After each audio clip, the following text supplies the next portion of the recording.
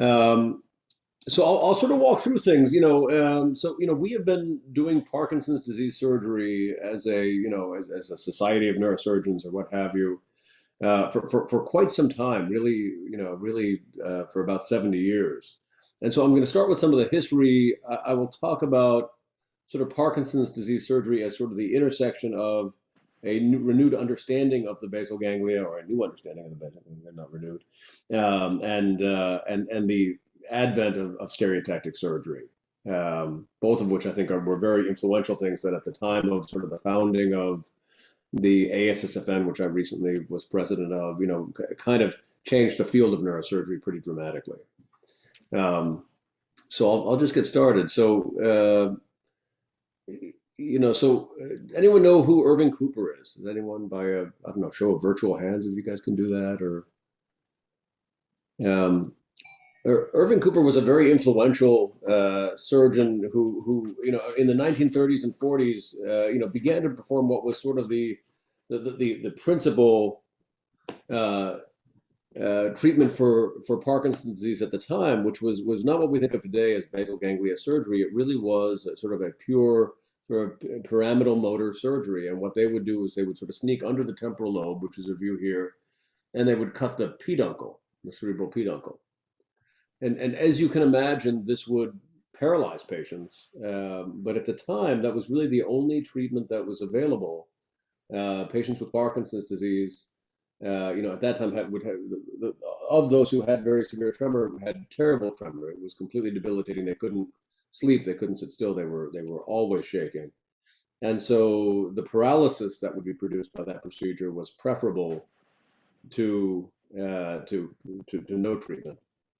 And so it happened on one particular day that he describes in this book. If any of you are interested, this book, The Vital Probe, is his biography, and is really it's both an interesting review of what surgery was in that era, but it's interesting to hear from the person who sort of pioneered these surgeries a bit about his creative process and sort of how dogged he had to be to get this accepted by neurosurgery and neurology at the time.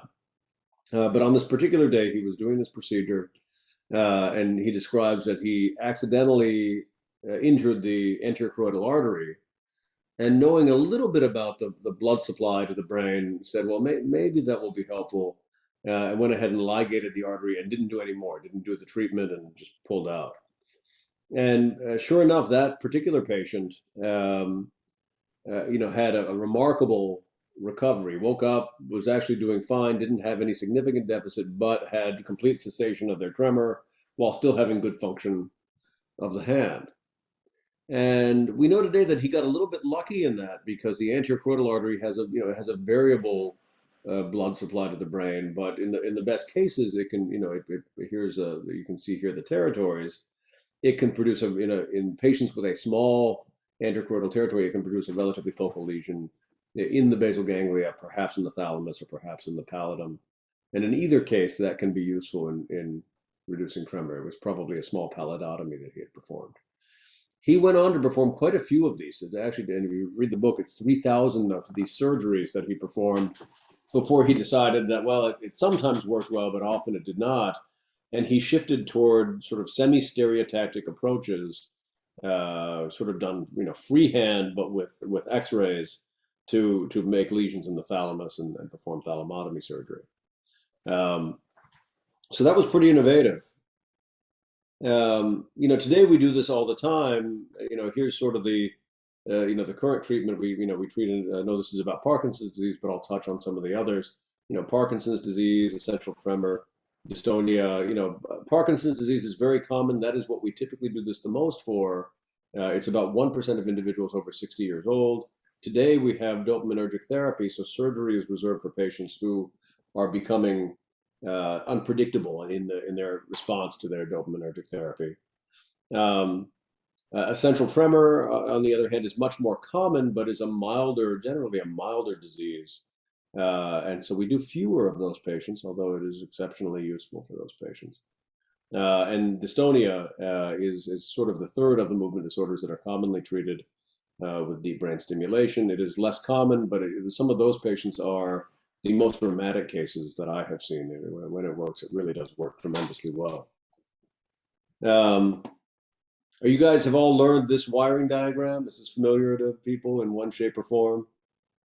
So, this is why we think this works, is that you have this pathway through the nuclei of the basal ganglia. You have a direct and an indirect pathway. When you have Parkinson's disease, there is this imbalance between these two pathways, with the indirect pathway suddenly being overactive, the STN and the GPI firing too aggressively, and ultimately you suppress activation from thalamus to cortex. And so this has suggested several targets, which are not really the right color here. I think because I changed the slide background, but you get the idea that if you aim at these various targets, you can relieve the tremor, and that's really what was demonstrated by Irving Cooper at the beginning. So why stimulation? We for a long time, I mean, in the last 2 decades, when I started doing this, it really wasn't clear what stimulation was doing.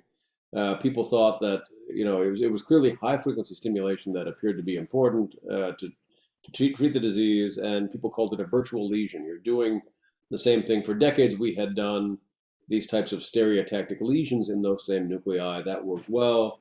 Somehow, 100 hertz or more stimulation seemed to do the same thing. Some people thought we were exhausting the synaptic terminals and therefore sort of depleting the circuits from being able to fire further. Today, I think we are increasingly understanding that what we are doing is sort of rectifying an aberrant oscillation that is induced in these patients. So in most cases, when you have a disruption of motor activity, you will find in recording in those areas frequently beta frequency signal, about 24 hertz oscillations. And if you can treat those in some way, either with medication, which does seem to treat it, or by directly intervening, you can relieve the motor effects. And so here's an example of a patient who would be a good candidate if I was playing a little while ago.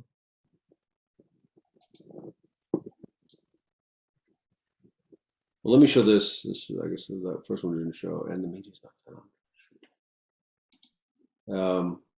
Let's do this. Well, I will go through my talk, I guess, without the videos, apparently, and then I will come back and show. We can look at videos all night for people who would like to do that.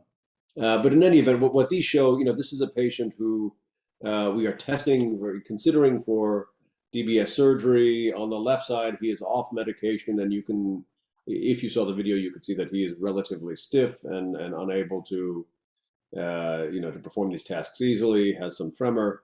On the right side, he is actually moving much more efficiently, but he does have dyskinesias, and that is one of the indications for doing DBS surgery. And so we can look at that, and we can actually score this. There's something called the UPDRS score, and what you like to see is a score that is greater than 30 and a reduction with medication of about 30%. And if you have those things, you have a pretty good hint that the patient's a good candidate. Shall I touch on psychiatric disease? I mean, I think of these things together, and I'll explain maybe just a little bit. So DBS has been used for Tourette syndrome, depression, dystonia also, and OCD. There's a continuum of these diseases, and that's evident if you look at Tourette. I think Tourette syndrome is kind of the key to sort of understanding that. The reason that all these things work is that you have these parallel circuits in the brain. If you look at the anatomy of the basal ganglia, it is organized in these, what we call segregated parallel circuits. And that is, the motor circuit is kind of that diagram that you've learned with the, motor cortex going to putamen, going to pallidum, going to STN, and then to thalamus. Similarly, you have a preparative circuit that is prefrontal cortex, caudate, different portion of the GPI, and then also through the STN to thalamus, and a limbic circuit as well. All of these are parallel. And we have found that you can target, just as we can target portions of the motor circuit to treat motor diseases, we are able to target and treat with DBS areas of the preparative circuit to treat OCD, areas of the limbic circuit to treat depression. The video that made this clear to me when I was trying to understand that, because when that was first suggested to me as a I guess as a medical student or maybe as a young resident, it just didn't make any sense to me that um, that these things were the same. They don't feel the same, or look the same in a lot of ways. But Tourette syndrome is, which of course we can't play. Shoot, um, Tourette syndrome is I think a key to understanding this, because Tourette syndrome looks very much like a movement disorder. When you see patients with Tourette syndrome, they look to some degree like that dystonic patient. They have these, uncontrolled movements. It can be neck movements, arm movements, can be vocalizations, etc. But if you talk to them, what they describe is an urge to have movement.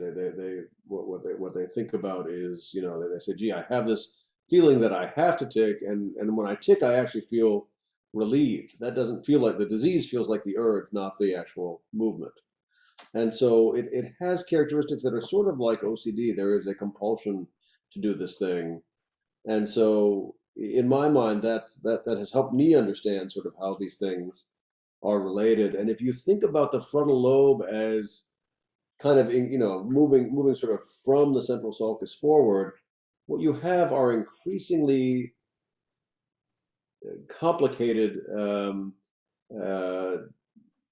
determinants of movement and action, right? So if you look at motor cortex, it is very simple, single muscle sorts of things. Premotor cortex tends to be coordinated movements, grasping, that sort of thing.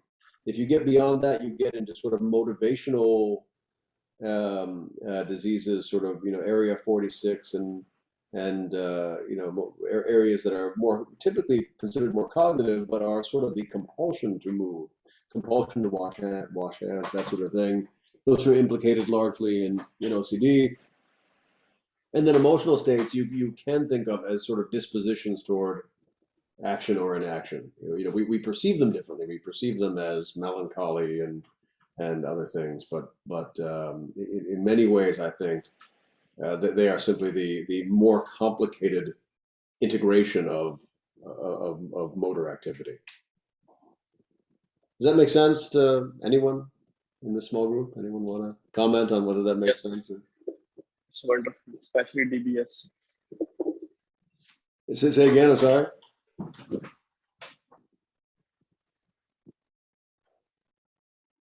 So having started there, I'm going to go into stereotactic frames. Any questions about all of that we just went through? No, thank you for hitting on the psychiatric, because Dr. Sweet actually talked a little bit about that. So it's nice to see that as a new frontier. Okay, yeah, I mean, I think it's a very exciting area. That's something I would, really started my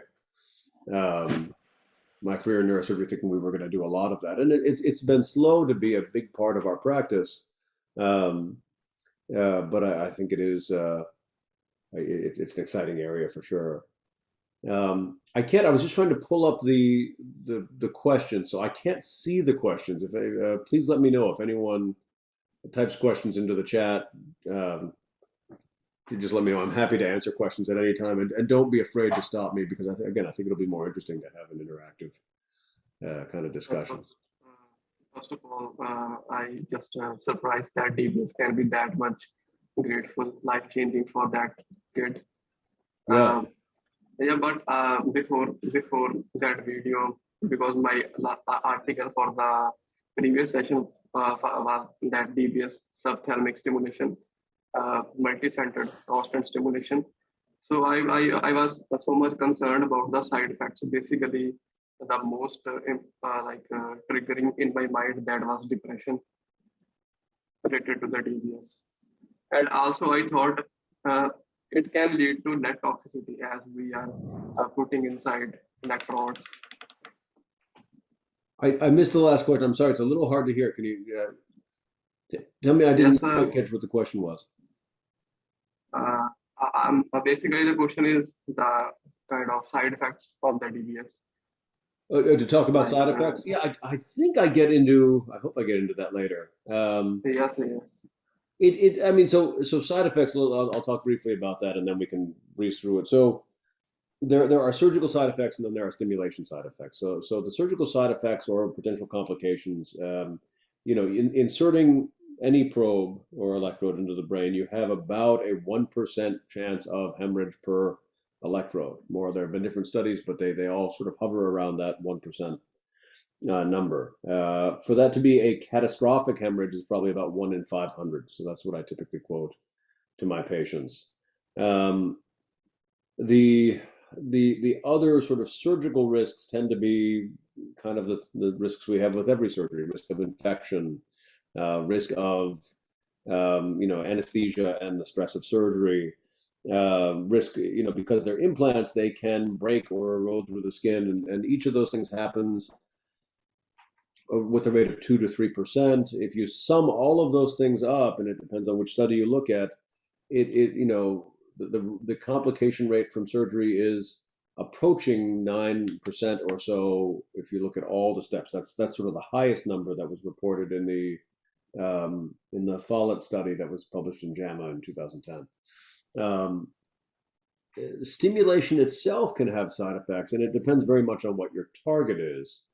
The STN, which is the most common, or I think still the most common target for Parkinson's disease, is a target-rich environment. There are a lot of, all of the circuits that I showed you, the limbic circuit, the cognitive circuit, all kind of converge there. And as a result, it tends to be prone to side effects. So you will have patients that become, that will have, inhibition problems where they'll go off gambling. You'll have patients that have,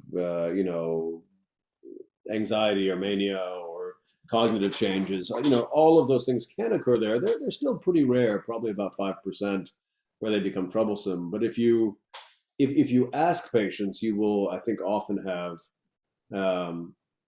you will get feedback that patients say, yeah, I really did experience these changes, and so it's worth taking time to talk to patients about it. Sure. That's another thing about the metatoxicity. It can lead to, like electrode can lead to metatoxicity, maybe of different companies, kind of cheaper company or maybe expensive company, or can be lack toxicity, kind of that kind of thing is triggering in my mind, metatoxicity. I'm sorry, the toxicity from the electrode? I didn't quite understand the question. Yes, sir. Yes, sir. Kind of material of the electrode. Yeah, I don't know of any. I mean, you rarely have a patient who might have an allergy to one of the components of the electrode. That's pretty rare. And I don't believe there's been any toxicity. These things have all been tested, and and we have now 20 some years experience. So I'm unaware of any toxicity from it.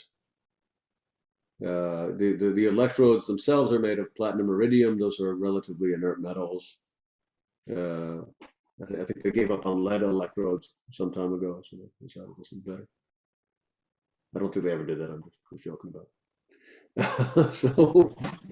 Well, let me move on to stereotactic frames, and I can tell you a little bit about that. So stereotactic frames, there is, I don't know if I have a picture of it here. There were frames used in the 1800s, very rarely. There's something called Zernov's encephalometer, which was used for a handful of procedures. But most people trace our current frames back to this gentleman, who is Sir Victor Horsley, who was one of the pioneering neurosurgeons in England.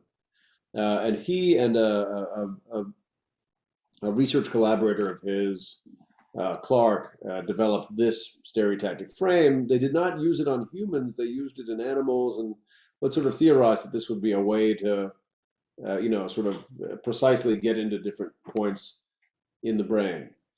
And really, so and this, if any of you have done research in a lab where you're doing stereotactic procedures on rodents or small animals, the devices that we use, I think Kopf makes one, look almost exactly like this. They have the same ear bars and the same little probes and things, very, very similar.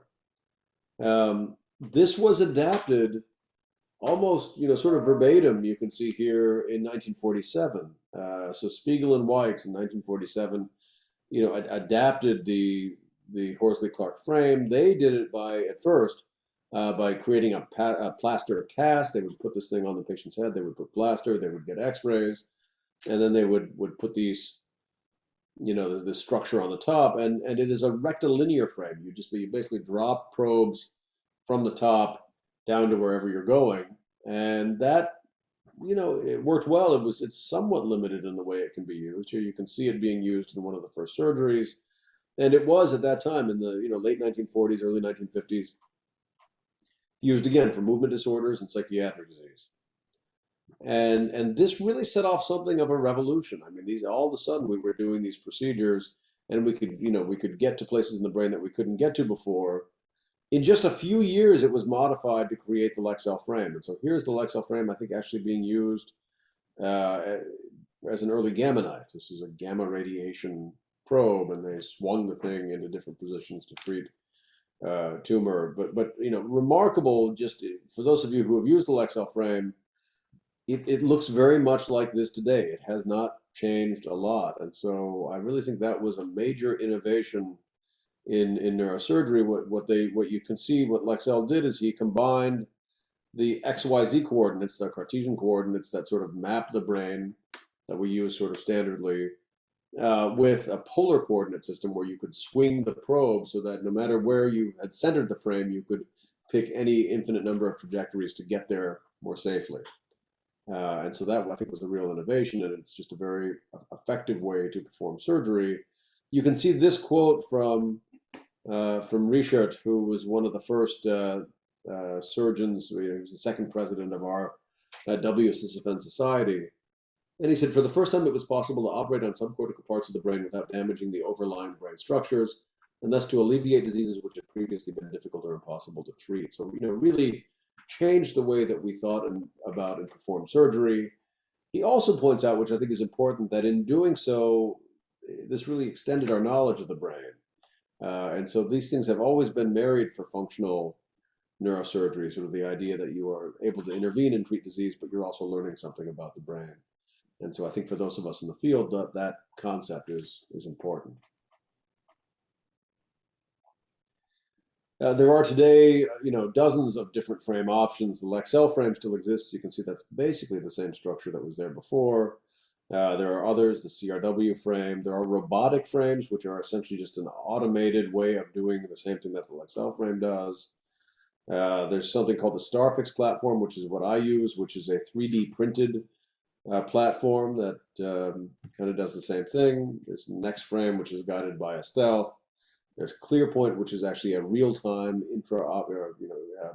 MRI guided adjustments that you can make in the MRI suite. And so those are really the majority of the current options. There are some others. The key properties are you need to have a Cartesian coordinate system that you define. It can be defined either by the frame itself. So if you drop a Leksell Frame on the head, it already has, you can look at the bottom and you can count out that it has 200 millimeters on each side of that sort of box that's being put on the head. It also is present now. Every CT and MRI that is obtained has its own, they are volumetric scans, so that each point it has its own XYZ coordinate. So on some software, if you go down to your MRI or CT, you'll see that when you move the mouse around the scan, it will give you an XYZ coordinate somewhere in the upper corner. And those can be co-opted. So for example, the Starfix frame that I use essentially uses the XYZ coordinate of the CT scan to define where things are in space, and it simply just makes a transform that says, okay, if you want to be at a particular ACPC coordinate in the brain, there's a way of mapping the brain based on structures within the brain. We know that through this simple transform, you add X amount to the X, you add a certain amount to the Y, you subtract a certain amount to Z, and then you find the same location.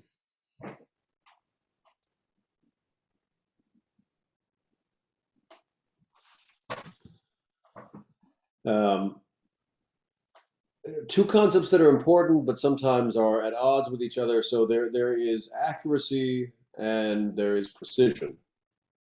And so, ideally what you want is is to have accuracy and precision where you're sort of always hitting the center of the bullseye. You can have something that is accurate but imprecise, which means on average you get to the center of the bullseye, but you may have a lot of scatter. There's imprecision the way that you deliver that. You can have precision without accuracy. You're always right, but your frame is bent. You know, you're always in the same spot, more or less, but your frame is bent, so you're always, you know, 4 millimeters to the left or some such thing. And then the worst is to have this sort of scatter shot of being imprecise and inaccurate. And here's what I talked about, sort of frame space versus, you know, MRI and CT space. One element that is important is how do you register? So you have a scan and you know the XYZ coordinates of that scan. You then have to register that to the actual head of the patient. That can be done rigidly by a frame that is clamped on the head, or it can be done, you know, using sort of lasers and things like that, which are, you know, sometimes less precise because the face is mobile. But you make up for that by having quite a lot of points of registration. So for any of you who have an iPhone, face recognition is essentially that same process. It shines beams, I think, of infrared light onto the face, and then it picks up all of those, the distribution of those points, and it can essentially do a registration. It knows your face. It checks to see whether the face it's seeing is the same, and so.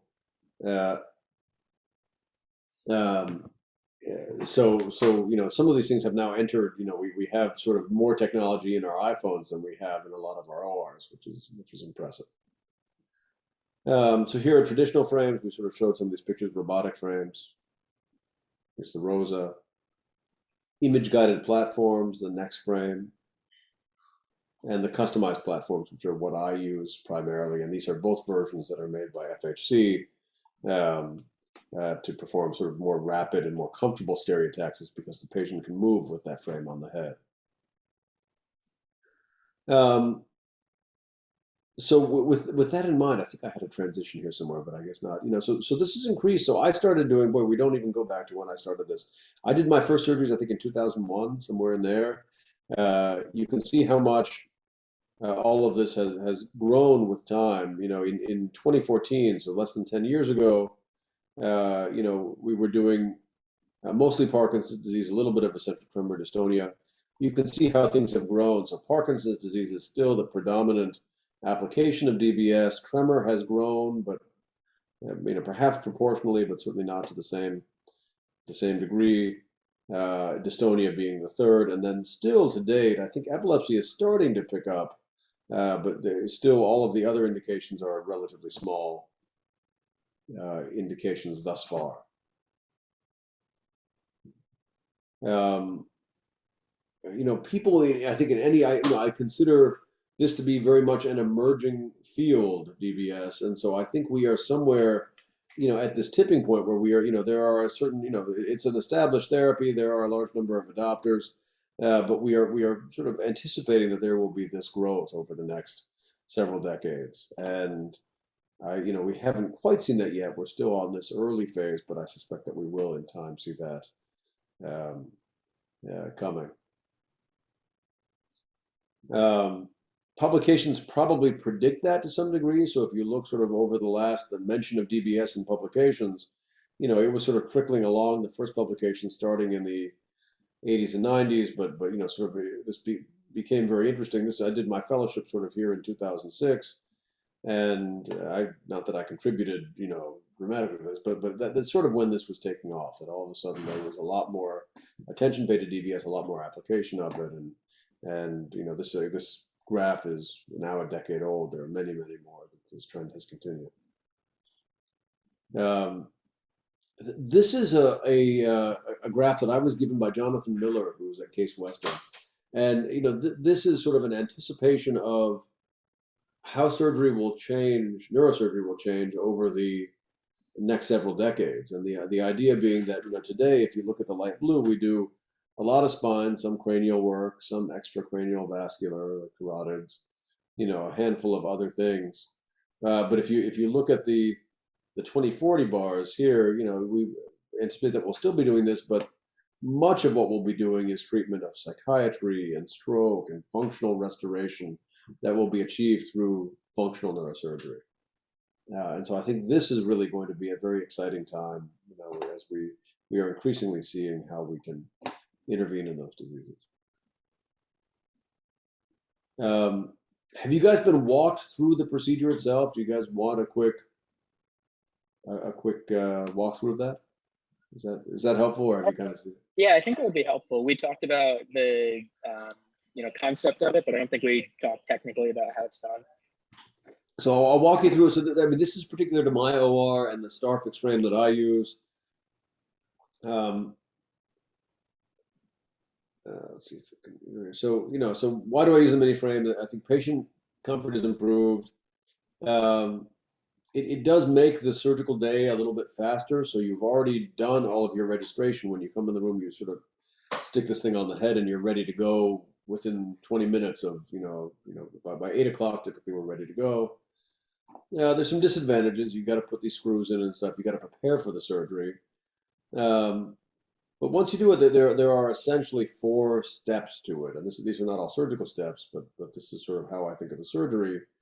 The first step is these fiducial markers. So essentially, you need some registration point on the head. Traditional frames get this because you have to bolt the frame onto the head, and then you get the scan with the frame in place and with these end bars. Now, the way that's done for Starfix is that you insert these little screws. You can put them under the skin, usually in 4 locations, and you can close that skin with just a staple. It's very well tolerated. It's not too uncomfortable for patients. Surgery takes about 15 minutes, and then we get a CAT scan. We can see those screws on the CT scan, and the computer actually finds them automatically. And now you have a registration, an automated registration to the device. You can then use that for the stereotactic planning. You tell the computer, okay, here's where the 4 screws are, that we know where those are. We can see them on the scalp. Now I'm going to tell you what trajectories I want. I'm going to start, here near the coronal suture, and I'm going to end up, it looks like it's a thalamic case, a tremor patient. And so I can see the target, and the computer with a 3D printer the computer creates a plan for a frame that will essentially sit on those screws and point toward the target. And you can then create that with a 3D printer. It's a simple CAD file that you send to the company, and they print it and send it in the mail. So here's the machine. These are sort of industrial 3D printers that do this. And here's what comes in the mail. And what's nice about it is that you can do a bilateral frame, and you can have 2 stereotactic trajectories working at the same side. So I routinely put electrodes in simultaneously on both sides of the brain, and that I think saves us a little bit of time in the OR. So here it is on the day of surgery. Here it is affixed to the head. You can see how you have these fittings that go on to attach drives. This is the happiest patient that I ever had getting DBS surgery, and I told him he let me use his picture. Patients really can be very comfortable. If they need to move their neck a little bit, they are not restricted from doing that, and that is helpful. And then here's an example of sort of what you see. So, our plan, this is a sagittal view of the map of the brain. And you can see how, you're going to come down through the thalamus, through the zona incerta, and into the STN. And each of these has a different sound, which maybe we'll play. Let's see. Given our success so far today, I'm guessing this is unlikely to work. Okay. But you can sort of see from just looking at these traces. So the thalamus tends to have these sparse, bursting areas of activity. It has a distinctive sound. You go through there, you get to the zona incerta, which tends to be, this picture is not as quiet as most zona incertas are, but tends to be a little bit quieter. The STN, you can see here, it has a much higher background. It's much busier. People describe it as all kinds of things. It really just sounds like loud white noise, as far as I'm concerned. People say it's a rain on a tin roof, or a symphony of noise. I don't know what it is, but it sounds kind of like white noise, but it is distinctively more active than the other areas. And as you get through that, you get to the substantia nigra reticulata, which has these high spiking frequent neurons, but maybe has less background, so it sounds a little sparser, is the best way I can describe it.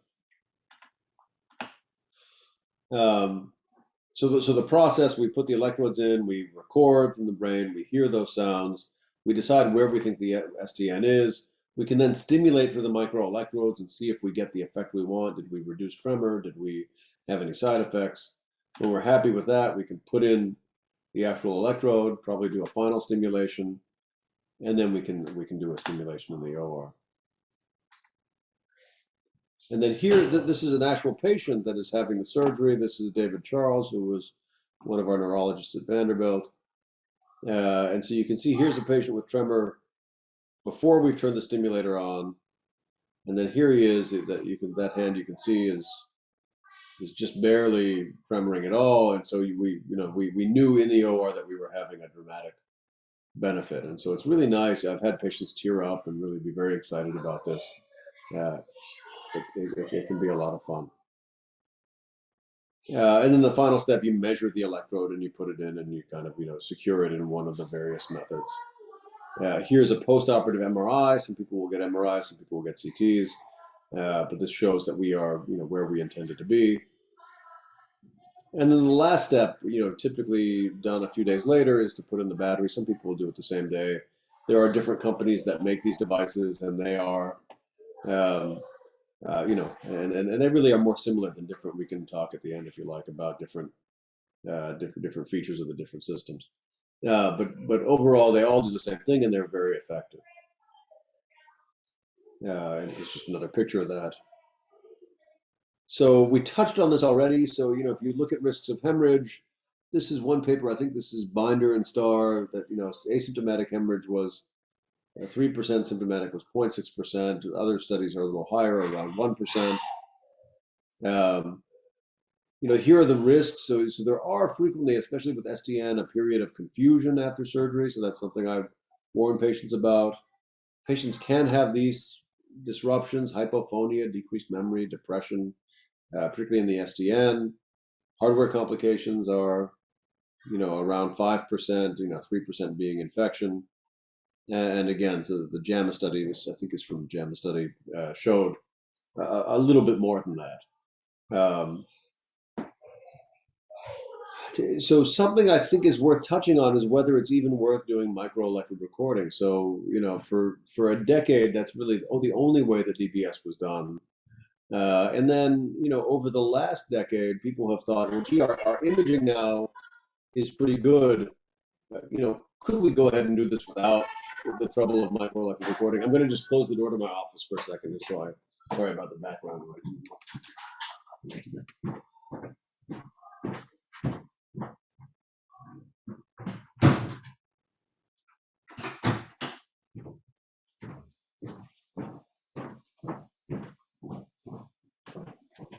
Okay. So, what is the value? So, when we first started doing these surgeries, this is a picture, from the 1950s when these procedures were being done, and you really didn't have, we're used to this wonderful detailed MRIs now. At that time, really all you had was this X-ray. You can sort of make out the skull here. Here's the sella turcica. Here's dye. You can see that there's a catheter, ventriculostomy catheter, and the ventricles are have this dye in them, so you can see them clearly, and you can see the front of that third ventricle and the back of the third ventricle. That's the anterior and posterior commissure, and those really define your stereotaxis, your map. And that's really all they had. So they would basically, find these structures, pick the midpoint, and then measure a distance away from that. And that worked pretty well, but it was, because that is somewhat imprecise, it was very important to have microelectrode recording because that's the only way you knew really where you were.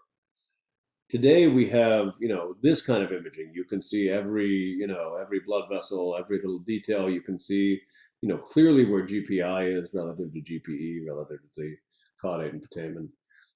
So much better imaging. In the era, when this was, when we didn't have that kind of imaging, again, MER was being used routinely, and a lot of that was pioneered by Denise Albe-Fessard, who was a French neuroanatomist and surgeon who really pioneered this idea, and I think really improved the way we do stereotactic surgery.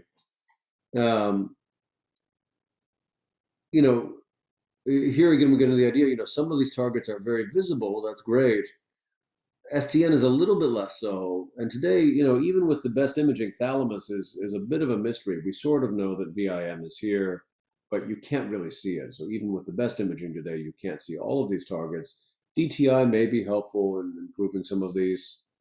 But it's clear that there's really no consensus on target location. Even if you look at the STN, it's not clear that everyone knows where within the STN to put the electrode. And if you actually look at some of the different studies that have been done, that have looked at a dozen different centers, it's all over the map, and yet everyone sort of reports more or less the same results. So it may be important to be a little bit more precise as far as where we put the electrode, and it may have less to do with the contours of this structure as seen on MRI, and more to do with the actual micro environment related to the fibers that run around or through those structures.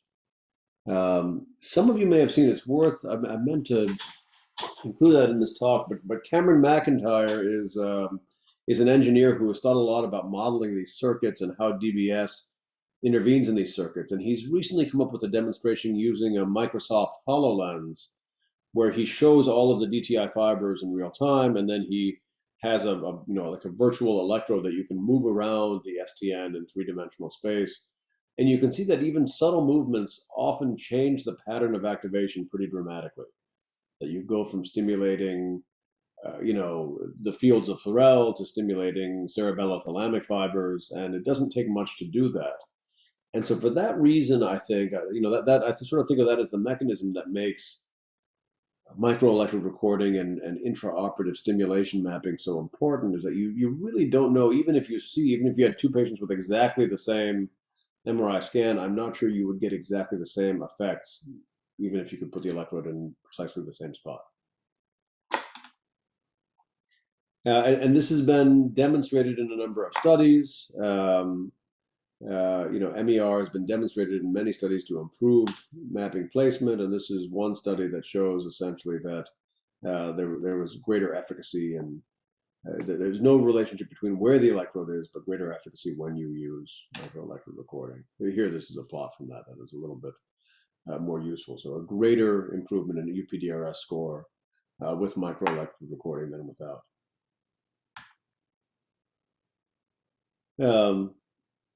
It's also useful. I mean, it has taught us quite a lot about, it's through microelectrode recording that we've been able to understand, what the different oscillations are and how we are intervening and how that's working. And I think that promises to improve the therapy of DBS pretty dramatically over the next decade. Sorry, I'm getting these calls. So I find it very important. Here, this is some of that future neurophysiology. This is a demonstration essentially that you have this, activity that's kind of in this beta frequency, 20 to 25 hertz. When you stimulate, you transiently reduce that activity. And this has been shown in a number of different studies at different centers. And then this is a sort of a more complicated way of looking at it, is looking at oscillations between this pedal on cortex and the electrode in the brain. And again, you see this sort of phase amplitude coupling, sort of again around the 20, 25 hertz area. That's very prevalent in PD. It's not prevalent in dystonia patients. And here, pre-stimulation, you see this activity. DBS stimulation seems to abolish it. And then again, you see the activity when you stop the stimulation. So again, I think we're increasingly understanding the mechanism of Parkinson's disease and the mechanism perhaps of treating Parkinson's disease through these interventions. And the newest devices, this is an old picture, but the newest devices now are incorporating some amount of sensing, at least, in our devices, and probably in the future we'll do a closed loop stimulation where they wait to see a physiological activity of beta frequency and then they intervene. And so that might make it more important. If we think that that is the best way to be efficacious, it will be more important to know that where you put your electrode, you are actually seeing beta frequency.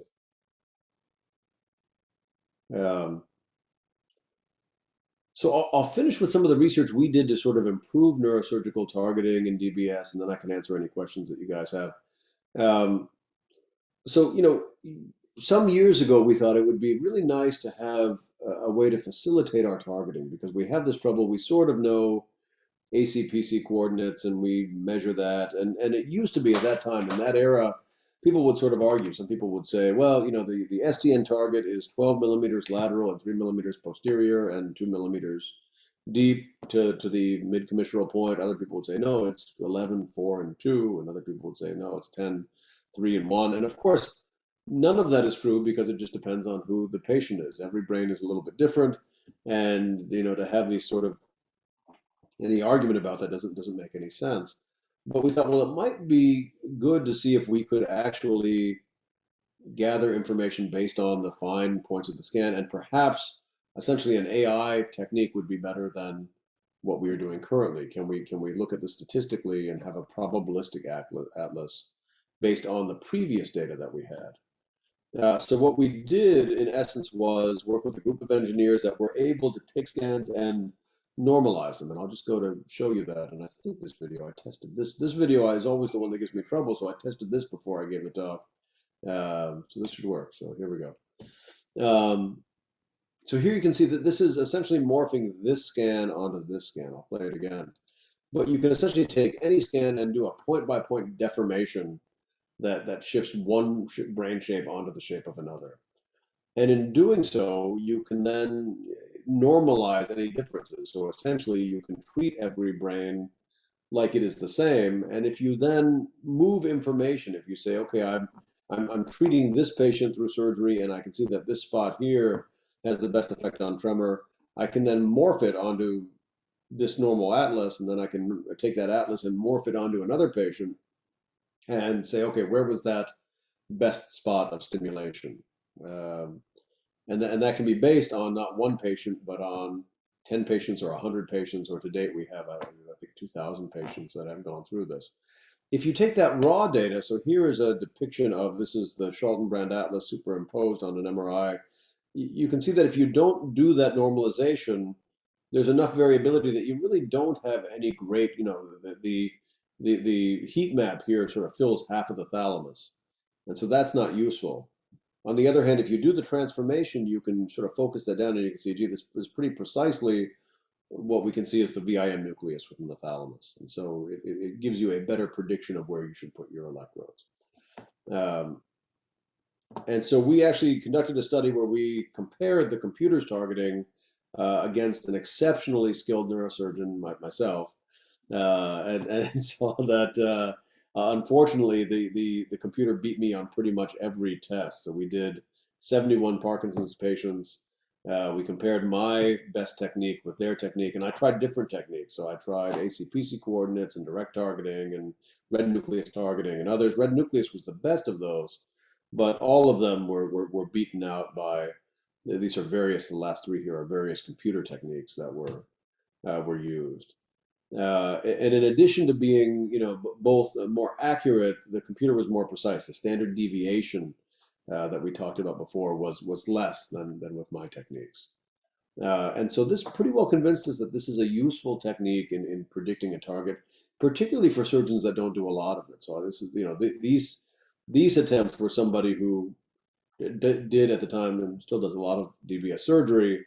For people who don't do it, this may be a really useful tool. And so that's something that we've helped to offer to people. The same is true in programming. So once you have the electrode in, you have 4 contacts, and the typical method is to sort of walk through them and say, okay, let's start with the lowest contact and see if that works, and then we'll do the next one and see if that works. What we can do, on the other hand, is actually map those contacts back onto the brain and compare those contacts to the location of that efficacy map. And what we found in doing this in a series of patients was that this very closely predicted what our neurologists were ultimately achieving after hours of sort of trial and error stimulation. And so this is that same scan. This is older data, but this is when we had about 500 patients. We've now quadrupled that. And this is how that's done. So we can sort of take all this information. We call that repository the cranial vault. and that contains all of these statistical atlases, and they can be applied to any patient coming in. Here it is again. I guess I recapitulated this. I'm sorry. I thought I had taken this out. All of this surgery takes a great team, so I just want to credit the team that works with me. It's not one person in the OR. I really enjoy having our neurologists in the OR with me, and so we routinely have our neurologists there helping us decide where to put the electrode. I think that is very useful. We have physiologists and the whole team working together, as well as all these collaborators that did that research and other research that we do. Hey everyone, Ryan Rad here from neurosurgerytraining.org. If you like that video, subscribe and donate to keep our content available for medical students across the world.